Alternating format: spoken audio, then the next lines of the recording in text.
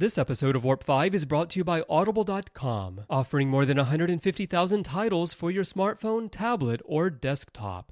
To get a free audiobook of your choice, visit audibletrial.com/trekfm. Also, help us keep Star Trek discussion coming to you each day by becoming a Trek FM patron through Patreon. Get access to exclusive content and become part of the team.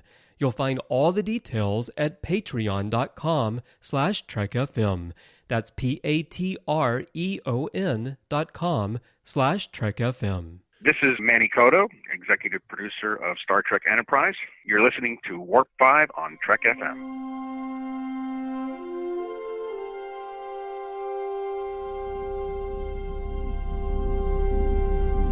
How we doing, Trip? Ready when you are. Prepare for warp. Course laid in, sir. Request permission to get underway.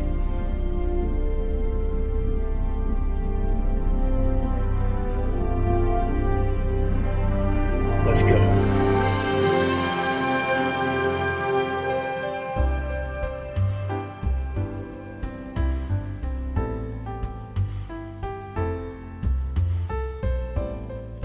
Welcome, Boomers, to another episode of Warp 5.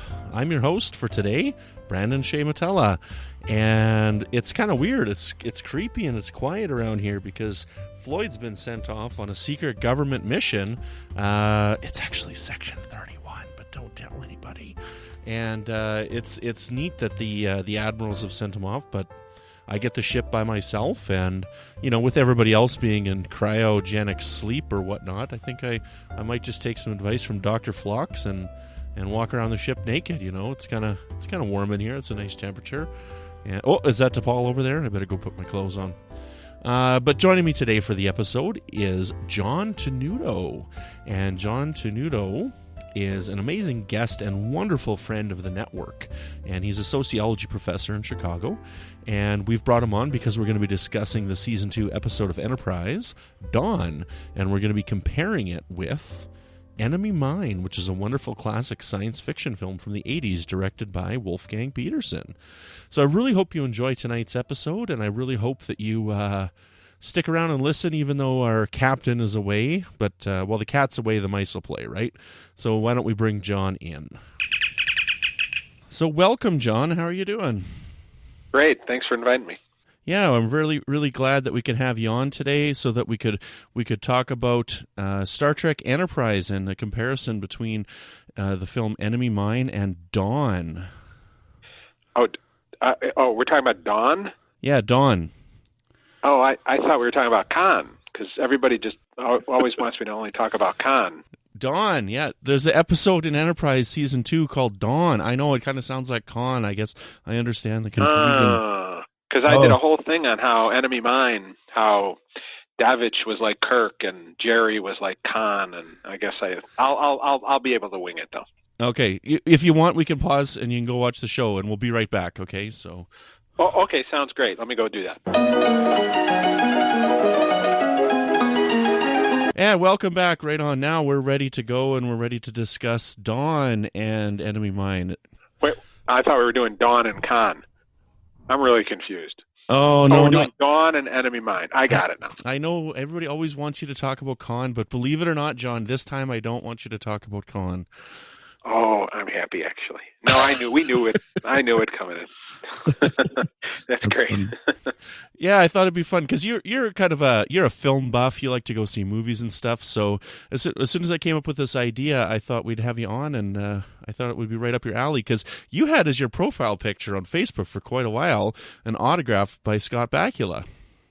Oh yeah, I mean, we're my family and I, my wife, my son and I, we're all franchise fans. I call us. I love all the versions of Star Trek. We've seen every single one of them. What's great about Star Trek is whatever mood you're in, right? Or maybe what's even going on in the real world that might spur you to maybe watch those episodes or put those episodes on for background or revisit, this movie or that movie. So I've never met a Star Trek I didn't like. And Enterprise is just always, I think, always a great show, and loved it when it was on. And I think it in a way, almost like Deep Space Nine, as history kind of changes and times change, it almost becomes better. Although I liked it when it was first on too, but it's even better now. And one of the great things about Enterprise, I thought, is it really sort of predicted the whole, sort of Netflix, idea of watching shows and watching them back to back, and watching them all right in a row because of the way, especially the last two seasons, the way it was designed. And great show. So do you have a favorite episode for Enterprise, or a favorite character, favorite season? Well, I really thought they like most of the Star Trek shows, they kind of hit their stride, third and fourth season. And I really enjoyed the fourth season a great deal. I thought the third season also was kind of a bold and interesting story device. And I love the ending, the ending of, you win by making allegiances and friendships, and then not everybody, all this. So you come in with sort of preconceptions about who your enemy is, and then you learn more details about them, and that's what kind of helps you win. I guess my favorite episode is probably Cogenitor, just as a sociologist, and in terms of the themes that are in there about gender and how we think about those kinds of things. But I love any episode with Shran is great, and I love the relationship between Shran and Archer. I thought that was a really nice, anything that kind of counterpoints to Paul and Archer, and and sort of the themes of understanding and friendship. I always like those kinds of things. But I love the arc with Brent Spiner. I mean, there's just so many great episodes that I think the show is definitely worth visiting if someone's never visited. As a whole Star Trek show, 98 episodes waiting to be enjoyed. Yeah, it's a lot of fun, and I'm glad that I've rediscovered it this year with our rewatch that we did for the network. And I found a lot of really cool hidden gems in there. Like, my favorite episode is Future Tense, which is where they find that kind of human body in that ship that's bigger on the inside, and then there's Tholians and stuff in it. But I also really like Silent Enemy, when they come across that alien ship that won't talk to them, and they're like these really strange-looking aliens. But that's a season 1 episode. And Observer Effect, when we first meet the aliens from Errand of Mercy, which I can't remember the name. I'm drawing a blank. Help me out here. The Organians. There we go. The Organians. Yeah, that's such a neat episode, and it's such a creepy episode. And I don't know. It's on one hand, I get frustrated because there's a lot of fan service in that last season, but it's so darn good. And I think that the fourth season's my favorite, but I think that's one of the gems in the fourth season for sure. Well, they were really ambitious, I thought, in the fourth season with episodes that, they had to fix a few things, continuity problems, or just, things I think that when they started out, they didn't play as good as they had wanted to. And sort of the antagonism between the Vulcans and the humans never played, I think, the way that they had hoped it would play, and they kind of needed to fix that. And why were the Vulcans kind of different in a way on Enterprise when it first started out, and how did they become the Vulcans that we know as a culture? And I think that fourth season really did kind of a lot of fixing and tweaking some of the problems. Although again, I never thought the problems were. I saw it as it's supposed to be a little different because it's taking place earlier. So not everybody and everything should be consistent with what we know. But I thought they handled that really well. And Silent Enemy is a great episode. It's one of those first season episodes where they kind of took the format and explored, well, what does that mean? Like the episode where Trip becomes pregnant, right? And one of the great things about that episode is he's stuck in that chamber, right? So you can't always go from one ship to another ship and just step over a threshold. That there might be differences in gravity or environment, and those kinds of episodes where what if you come across an enemy who just doesn't talk to you? And what do you do in that situation? And I thought Enterprise was great at exploring those kinds of issues. Yeah, I think Unexpected is a really underrated episode, and people they write it off as the episode where Trip gets pregnant. But there's some really cool concepts in that episode, and you bringing up that cavity that he's got to sit in for a while to get used to the depressurization, basically, right, of something that they would do like in a deep sea mining something like that. Like, I don't know. I think that's an underrated episode myself, and I like that one. Yeah, there's so many great ones. I like the two where they have the next generation, in the alternate universe, what would happen if they had failed in their mission to save Earth from the Xindi, and just so many great episodes in those arcs, and in that third season of fourth season. Mm-hmm. Well, tonight, though, we've got kind of a special little comparison. We've never done anything like this on Warp 5 before, and we're going to actually kind of compare and contrast an episode from Season 2 called Dawn, and we're going to compare it to a movie from, I didn't even write the year. I think it was 1984. 1985. You got it. 1985, yeah. And it's called Enemy Mine, and they're both very similar. There's a lot of similarities between them. So, as a quick summary here, in the episode Dawn, so Trip is doing some tests on a shuttlecraft, and he gets fired upon by another alien ship, and they both crash land on a planet. And while they're on this planet, they kind of start butting heads when they meet each other. The one alien, the I got this written down here, the Arconian. Here we go. I got too many windows open. There's a lot of R's in this, ARs in this episode. The Arconian, and puts him in, ties him up and keeps him prisoner, and then they have this kind of power struggle, and Trip decides to become friends with him. They got to work together. They decide they got to work together if they're going to survive. But little do they know that on this asteroid or planet that they're on, once they get the sun rising, it's going to get really, really hot, upwards of, 120 Fahrenheit, 140 Fahrenheit, something like that, really, really high temperature. So time is against them. And Archer, in the meantime, has to work with another Arconian captain in order to save the crew. And in the movie Enemy Mine, Earth is at war with this alien race called the Drak, and they're under attack at the space station. One of the pilots, Davich, goes after a ship, fights them. They end up crashing, landing on a planet. The planet is very inhospitable. There's lots of meteor storms, and the two of them, they decide that they've got to work together in order to survive. And these Drak, one really cool thing about them is they're a genderless species, and they don't have any control over it, but at some point in their life they become pregnant and give birth to another.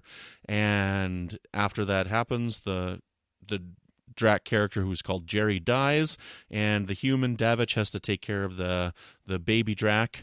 And then there's some more things that happen with these humans that are putting these Drak into slavery for mining. So a few little similarities there. So how had you seen Enemy Mine before you did it for this podcast?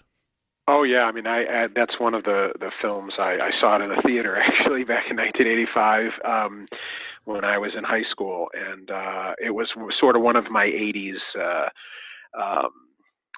favorite sci-fi films, along with things like The Last Starfighter and that sort of era of in the mid 80s, when they were kind of churning out science fiction films left and right.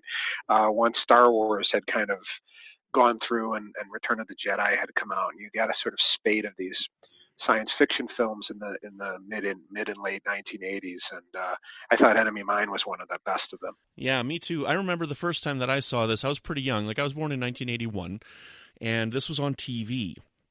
And I actually caught it when it was on. And John, man, I miss those days sometimes. That's how I discovered The Abyss as well, was just surfing channels, and you miss the first little bit of the movie, and you jump into it, and you're like, something captivates you, and you're like, what is this? And in this day and age, with Netflix and stuff, it's like you don't want to miss anything. So if something would have been on TV, I wouldn't jump into it like I would have when I was a kid, Yeah, absolutely. So Enemy Mine, I jumped into, I don't know, it must have been about half an hour into the movie, and I was just captivated that this human and this alien, they couldn't communicate, they couldn't talk to each other, but with some grunts and stuff, they could kind of make out what they were trying to say to each other. And I remember just being so awestruck watching this movie, and this man. At the time, I didn't understand what genderless meant. I didn't understand that, but I'm like, so here's this man, this Louis Gossett Jr., giving birth to this baby, and it was just this alien concept, and it just fueled my these images in my mind, and it just, I don't know, it was just such a creative movie, and I was completely captivated from the first time I watched it. And I've seen it about a half a dozen times over my life, and it's one that I really, really, really love, and I haven't gone back to in quite a long time. So I'm very, very grateful that I got to for this podcast. You know, it was a troubled production. I know they had a different director initially. I mean, the film we all saw was directed by Wolfgang Peterson, but the initial production kind of, there were creative differences and there were problems. They had to scrap it. The film was supposed to be budgeted in the 12, 13, $14 million range. I think it eventually cost them $40 million, and they had a lot of trouble marketing it. I know they didn't have a handle kind of on how to market a film like this. You know, now you could just say it's Darmok or something. You know, people might know what you're talking about. But you know, it's a classic science fiction story. You know, when I first saw it, it's funny now when you watch an episode like Dawn, you think, my gosh, you know, that was obviously inspired by Enemy Mine. I mean, even the look of the alien is very similar, and the way they sit exactly the same. You know, they don't really sit; they crouch. You know, when they're down. There's just a lot of callbacks to Enemy Mine. And but when I watched Enemy Mine, what I thought of was Arena. Initially, I thought, well, gosh, this is a lot like I like Star Trek at that time, and it was a lot like the episode Arena. Not knowing then that Arena itself was based on a short story from the 1940s, from 1949, by a man named Frederick Brown, who's credited as coming up with the story for Arena, although really Gene Coon came up with Arena on his own. And then they realized that there was the similarity, and they contacted, I think they contacted Frederick Brown, if not him, his estate, and they asked for permission to use the story, and if they gave him credit, and they paid him. So that they, it's sort of, but it all has this roots in this classic 1949 Hugo winning story called Arena. And the sort of idea of two people from two different cultures stuck on, sort of stuck together, right? And so that's, I think, the science fiction origins, but you can go back all the way to Gilgamesh, where you have two enemies who are kind of stuck together, and then they wind up, becoming friends with one another over time. So, I mean, it goes back to the beginnings of literature. There hasn't been any original stories in about, 10,000 years. Yeah. So I think, but I thought was great about Enemy Mine, and is still great today, and one of the differences between Star Trek, right? So in Enemy Mine, Willis Davidge, I never know how to say that, Davidge. He's the character played by Dennis Quaid. He's a racist when we start off the episode. He hates these people, and you get although maybe a little softer in the hatred, you get a sense that Jeraba, or Jerry, who he winds up calling him Jerry, played by Louis Gossett Jr., that he also has strong feelings against humans, and but certainly the human character is very, very flawed and very racist. He celebrates as a very early moment in the film when he's kind of scouting around where Jerry is, bathing, and he's going to kill him, and he lights he puts this solvent in the water, and he lights the water on fire, and he's going to kill this alien, and he's celebrating, he's laughing as in essence, a sentient creature is burning to death, and it turns out he's able to survive that, obviously. But that's a very interesting, that would never occur in the Star Trek world, right? So when Dawn begins, the aggressor in a way is really Zho'Kaan, is the Zho'Kaan, I should say Zohan. Don't mess with the Zho'Kaan.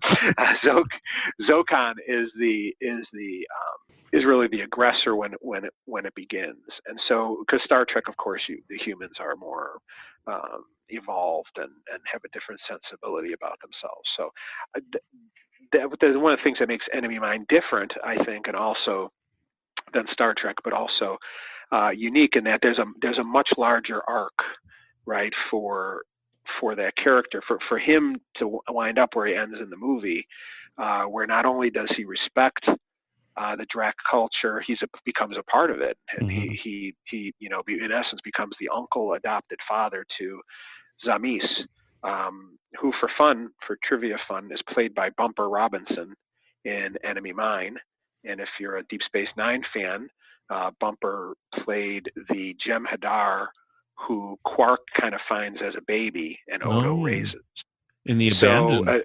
in the Abandoned. So there was similar. I mean, kind of a similar episode in a way where we get to know the enemy in a little more human way through a child, right? And it's kind of interesting that it's the same actor playing those roles. But the way that Davich is towards Zamis, he's very much, he loves him. He thinks of him as a son, and he appreciates the culture that Jerry comes from, and you get that sense that the other pilots come around too. And although none of them, I think, have a strong feeling against the Drac as Davich does, but he has a bigger arc swing, from hater to appreciator, and you can't have that in Star Trek in a way, because that from the moment that they crashed, that trip would have probably been cooperative to begin with, Mm-hmm. right? So it plays differently in Star Trek, and it maybe isn't as effective in Star Trek because of that. Because in Enemy Mine, in that world, human beings can be flawed, and then they can kind of grow in a way. Yeah, but they do got to kind of keep it into a Star Trek format, right? So there are the similarities, but they do twist it into a Star Trek mold, and it's interesting to try and figure out. So where does the influence begin, and where does the direction begin? Like, where does the influence end? Because this episode was written by John Shiban, and it was directed by Roxanne Dawson, who played B'Elanna Torres on Voyager. And like you mentioned earlier, that these Arconians and these Dracs, they almost sit the same as well. So obviously John Shiban was influenced by the film, but clearly that must have transferred over to Roxanne Dawson as well, or they must have told her, look, this is what we want to do, watch this movie, we're getting this feel, like this is the feel that we want for this episode. What do you think?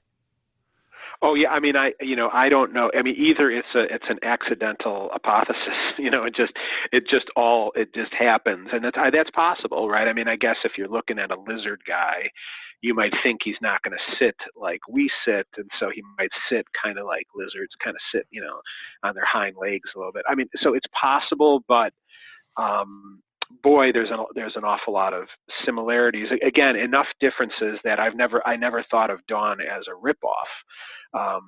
But it's certainly, I mean, in a way, if we're going to say it really is in a Star Trek tradition. I mean, if you look at all the other shows, like of course the original show had Arena, TNG has Darmok and the Enemy, which are basically the same stories as Enemy Mine and Dawn, where you're stuck on a planet with an alien, and Darmok looks like he's a kind of a lizard looking guy, in a way, a turtle looking guy, and in the Enemy you've got Geordi with a Romulan, and Voyager has the episode Gravity, where they're stuck on a planet, a desert planet, and they come to know an alien.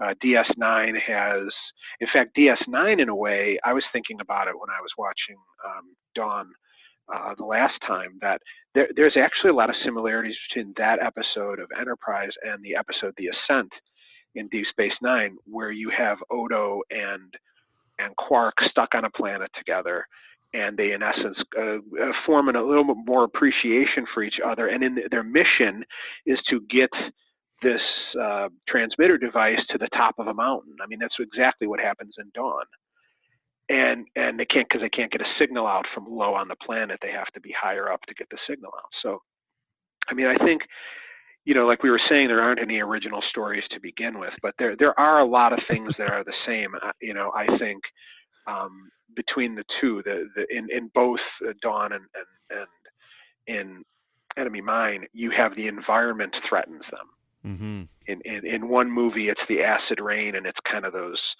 the Sarlacc creature, kind of sand crab Sarlacc thing. That's exactly what my wife said when we were watching. She's like, there was something on that on Return of the Jedi, wasn't there?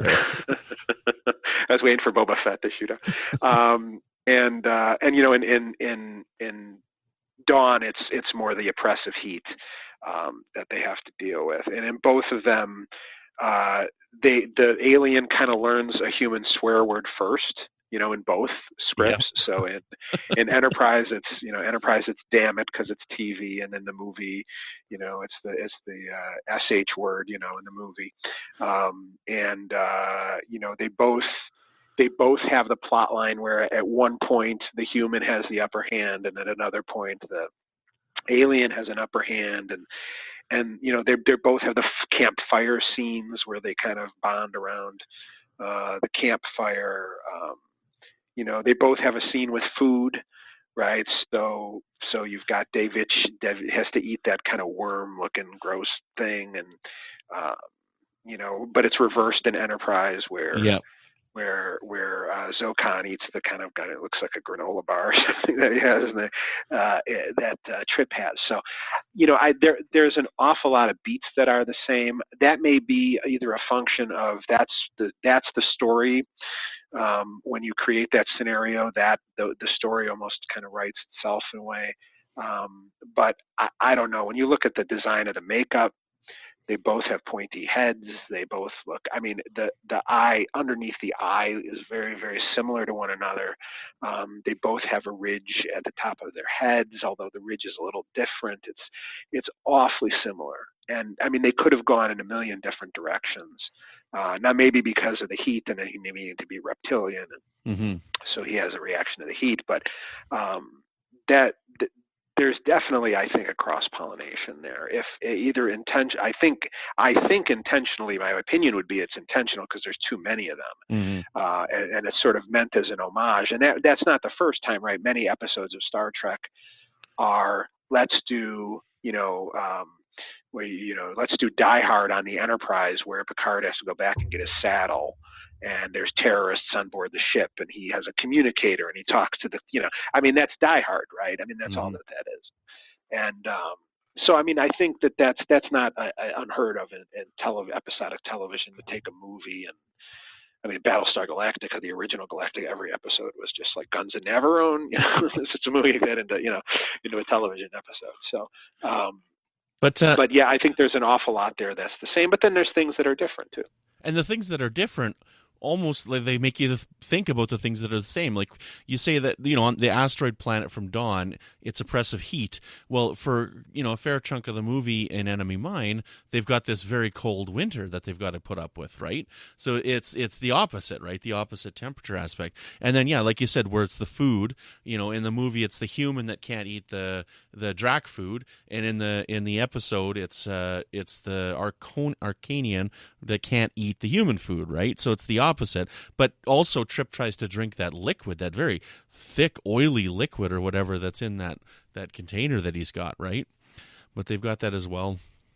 Now, a listener, Tim Hand, actually mentioned this comment. He said, this was essentially a remake of the 1968 World War II movie Hell in the Pacific, starring Lee Marvin and Toshiro Mifune. Now, have you seen this movie? Do you know this movie?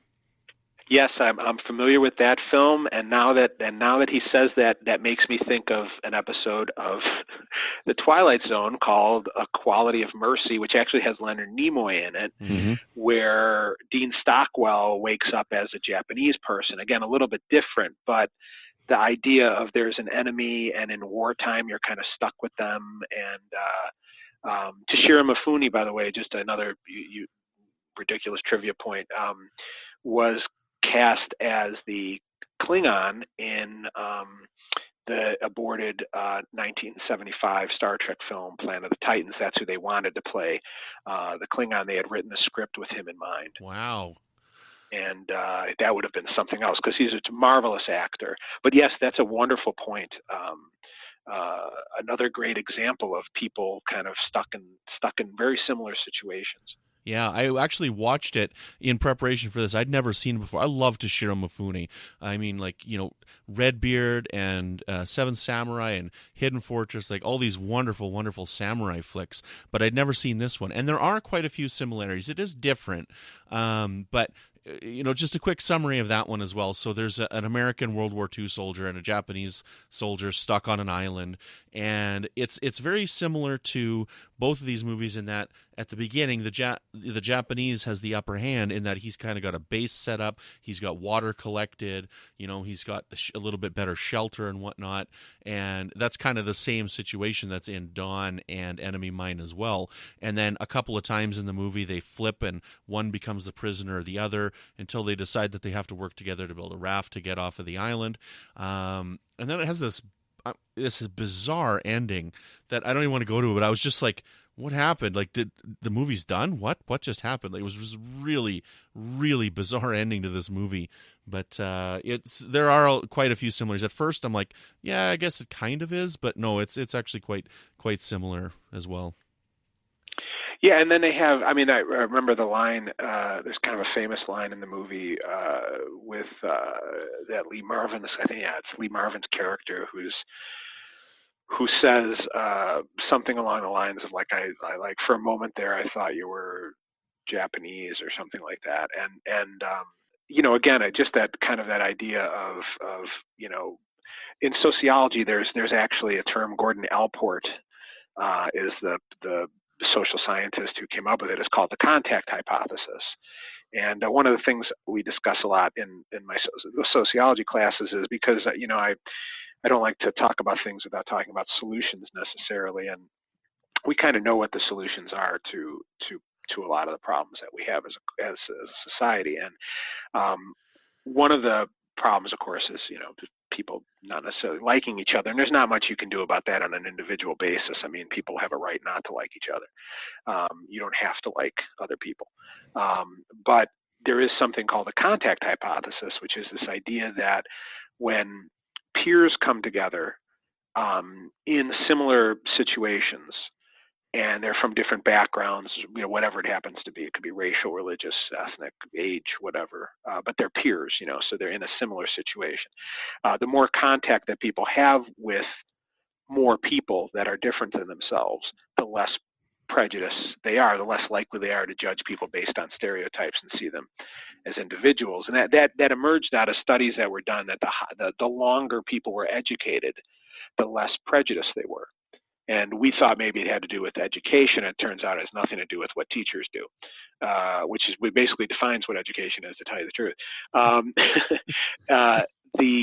What really it is it's the peers interacting with each other. It's students from different backgrounds interacting with other students as equals and having to they're kind of in the same boat. And then that creates, that sameness creates an ability for people to get to know one another as individuals. It doesn't work if I'm your boss or you're my boss and we're different, or it doesn't work if there's a power differential between people necessarily, but it does work if people are the same as one another. And there's people who believe that can also maybe even extend to things like media, so that people can be shaped by media. That wasn't Gordon Allport's original intention, but maybe shows like the Cosby Show or Welcome Back, Kotter, or if we kind of go back to the 70s, shows when we began to have shows that had more diversity in them, by having these kinds of positive presentations, it might influence people in how they see other people. Mm-hmm. And so I think all of these films, whether it's the Lee Marvin movie, Hell in the Pacific, or if it's Enemy Mine or whatever, really it's the same theme, right? You got these two people, they're thrust together into the same exact situation. Nobody in essence has the upper hand because they're both in danger, whether it's because of the environment or the conditions that they're in or whatever, and they have to work together. And so I think I always like these kinds of films as a sociologist, these kinds of stories, because they kind of support that. And they become a nice example. I could show students a few moments of Enemy Mine or Dawn and say, this is what the contact hypothesis is all about. Yeah, it's pretty cool. I like it. I'm pretty happy with this rewatch. It's been so long since I've seen Enemy Mine.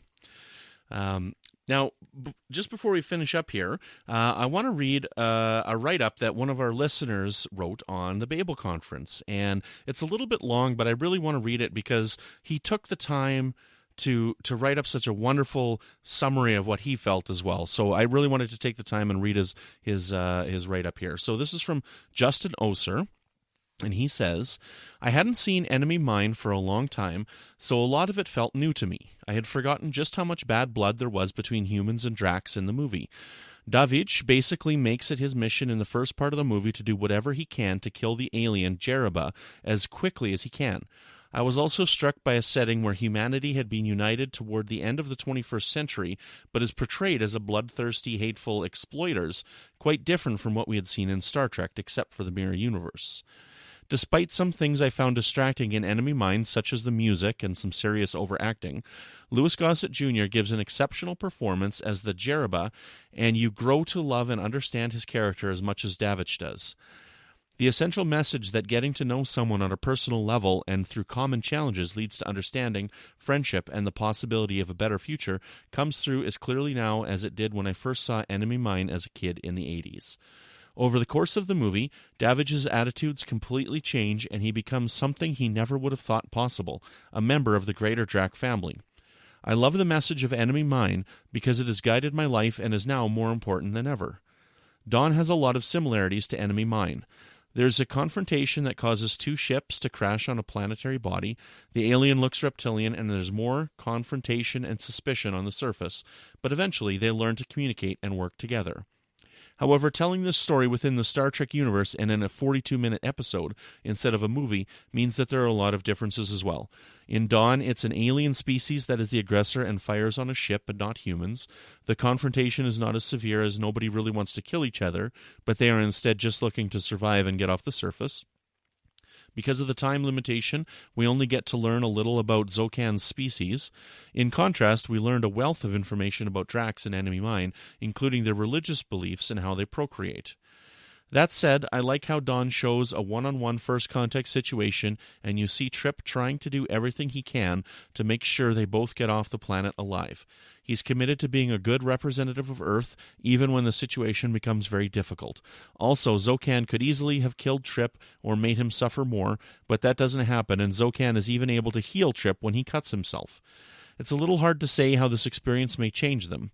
Trip seems to be the same person he was at the beginning, and we can't tell how big a deal it may have been for Zho'Kaan to express gratitude to Trip's shuttle pod wasn't destroyed. The real impact seems to be on T'Pol when she acknowledges that Archer has done a better job with diplomatic relations with the Arconians in one day than Vulcans have done in 100 years. Her admiration for what Archer can do and her loyalty to him and to Enterprise continues its gradual strengthening. It also provides a further glimpse into Archer the diplomat who will eventually be instrumental in the formation of the Coalition and the Federation. Overall, Enemy Mine has a rich and important message, but it does suffer from some overacting and parts that seem very dated. Dawn has a more limited message that serves the arc of the show more than the two main characters in the episode, but I enjoyed Dawn a lot, and it's one of my favorite episodes from Enterprise. Well, thank you so much for writing that, Justin. I really appreciate you taking the time, and I'm glad that you decided to play along at home and watch the episode and the movie together. Yeah, that was great, Justin. There's so much in there that's, I think, really important. What you said, one of the ideas is that limitation, right? What Michael Piller used to call Roddenberry's box. And that's the box that Star Trek has always had to play in and make Star Trek special. And that's the idea that human beings don't bring prejudice with them.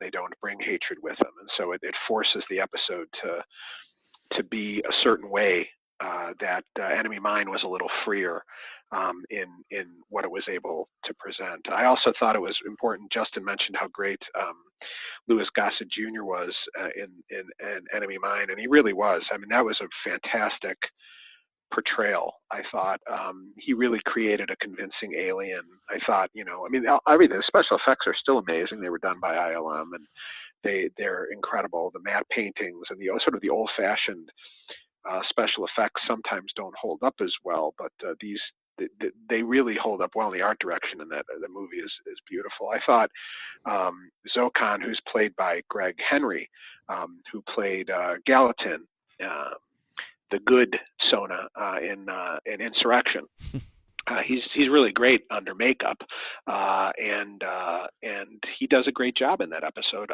as well. But I think the idea of wanting to know more about the culture that Justin mentions is really important because, again, Enterprise only has the 42 minutes, but I always felt when that episode ended that I wanted to know, like, I kind of wanted the Trip to turn around at the end and say, well, I'll see you for dinner or something, like some idea that it's more than just like, I'm going to get you some food, and that there was a little bit more of an effect on, maybe on both of them, in the sense that, Trip doesn't necessarily have to go from a hater to a appreciator like Davich does, but he does kind of, I think, in his story arc, in a way, in that episode, is he's kind of out on his own on a mission.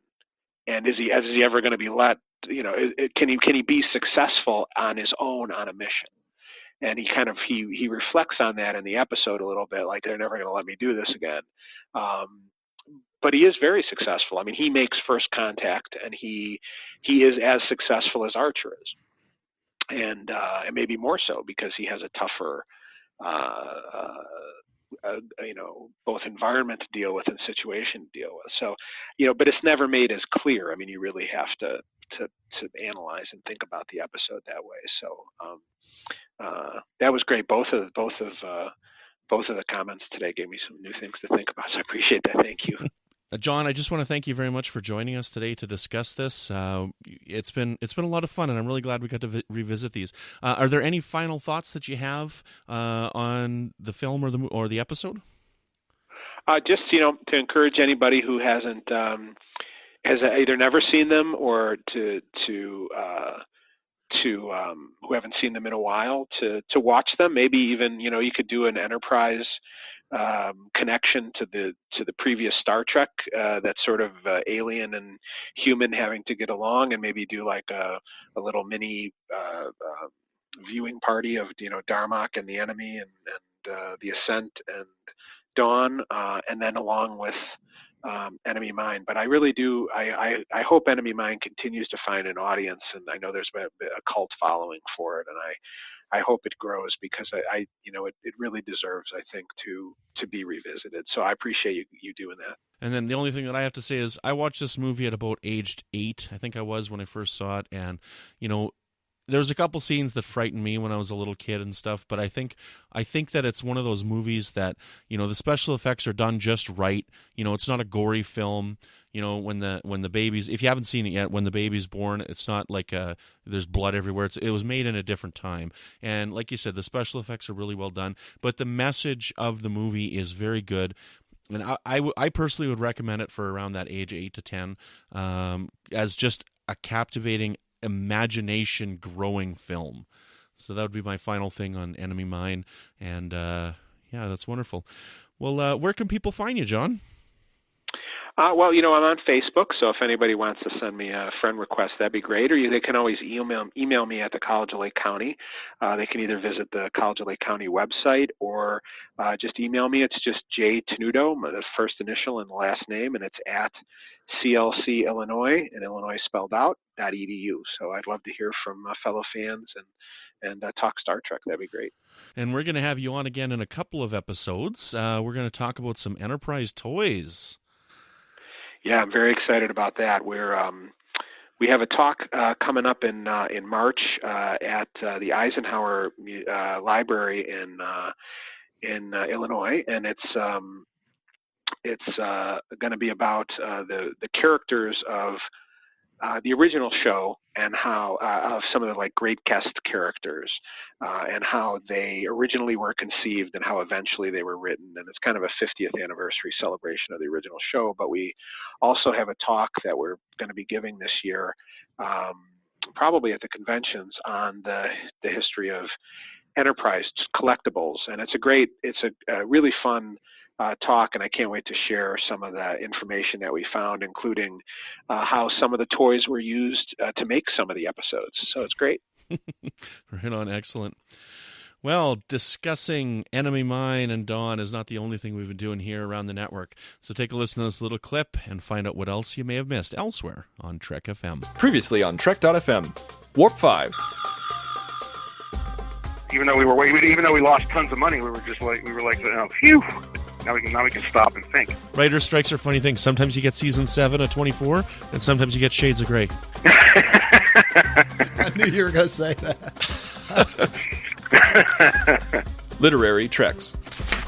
And again, that's the great thing about these novels is like, it can change your perception and look at these episodes and these movies in a totally different way. And I just love, it's not there to fix mistakes, but it does. Meta Treks. How do they know for sure that they're not the ones who are going to be thrown back and their duplicates end up making it back to Deep Space? Hey, how can they know that's for a sure? Very good question. They glossed over that big time in this episode. Yeah, I think if I'm Benjamin Sisko, I would want to make sure that's clear. And that's what else is happening on Trek.fm. I'd like to thank John Tenuto very much for joining me today, and just let you guys know that our regular host, Floyd Dorsey, will be back soon. He's just been away on a little mission, but I hope you guys didn't mind me taking over the reins for now and doing this episode. And there's one more episode that Floyd will not be here for. The next episode I'm going to be doing with Amy Nelson. So if you guys want to prepare yourself for that, we're going to be talking about the episode Acquisition for episode 102 of Warp 5. And the reason why we do that is, Floyd and I both have pretty busy schedules, so we record 2 episodes in one night, and we have been releasing every 2 weeks. And he just ended up being busy on the night that we had to record. So let's see if I can handle the new exit of this show here. It's the first time. So so check out these shows and find out what we're talking about in your favorite corner of the Star Trek universe. You can find us on iTunes, TuneIn, Stitcher, SoundCloud, Windows Phone, and of course, you can always stream or download the MP3 file from our website at trek.fm and grab the RSS link as well. If you're an Apple user, please be sure to hit the subscribe button. Please leave a rating and review as well. We'd greatly appreciate it. If you like what you hear on our show, give us whatever you like, 1 star, 5 star, whatever you want to leave us. It helps. If you'd like to find Floyd, you can always find him in the Babel Conference. He's not on Twitter or anything like that, but you can always reach out to us at Trek FM. But the best place to find Floyd is in the Babel Conference. You can find me here on the network with new episodes of Melodic Treks. I'm going to be taking a couple of week break here, so because it's been a busy Christmas season for me. I mean, we recorded this in January, but I was plowing along right through the Christmas season.